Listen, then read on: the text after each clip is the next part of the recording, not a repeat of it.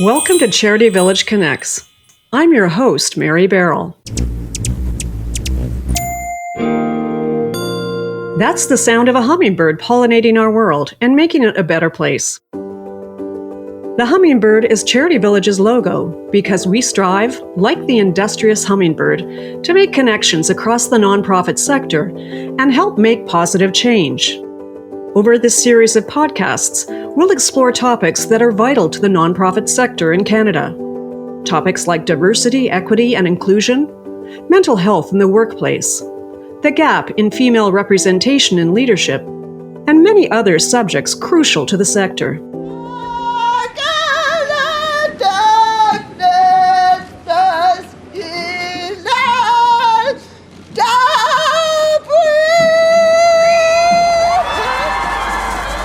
To mark Canada's 4th annual National Day for Truth and Reconciliation, in this episode, we're checking in with Indigenous nonprofit leaders from across the country to hear what they have to say about whether any progress has been made in how the nonprofit sector supports, funds, and collaborates with Indigenous-led organizations. When we had received funding from each of the levels of government, there were restrictions.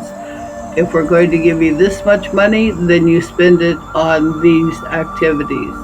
We have always been told what we need, what's good for us, what's best for us, where we should live, how we should live. We take the view that money is medicine for restorative purposes. We welcome you, and we welcome individuals also to support us monthly or one-time giving as they can through this lens of reconciliation. How have you benefited from colonization, and how have we as Indigenous folks lost?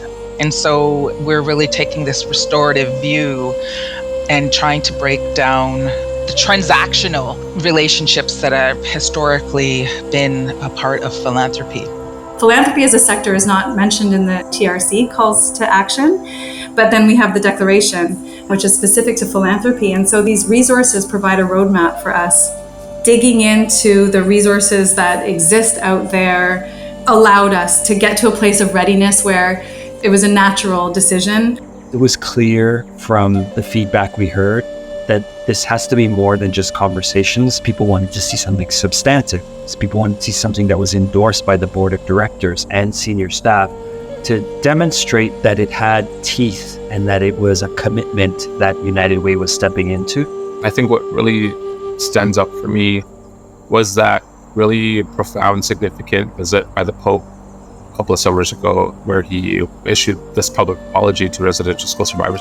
It was during this period that the consciousness of the Canadian settler public experienced an awakening to the realities of what Indigenous people across the country have suffered historically and continue to face on a daily basis.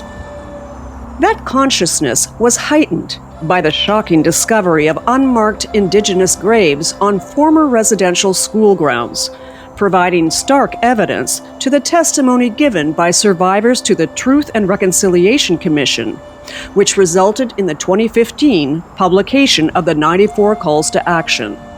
But many Indigenous leaders say those calls to action fell on deaf ears until recently, when the dramatic events of the past few years became instrumental in provoking this growing public awareness and the recognition that more funding and support for Indigenous people is essential. Join us for Charity Village Connects, a continuing series of discussions, ideas, and potential solutions.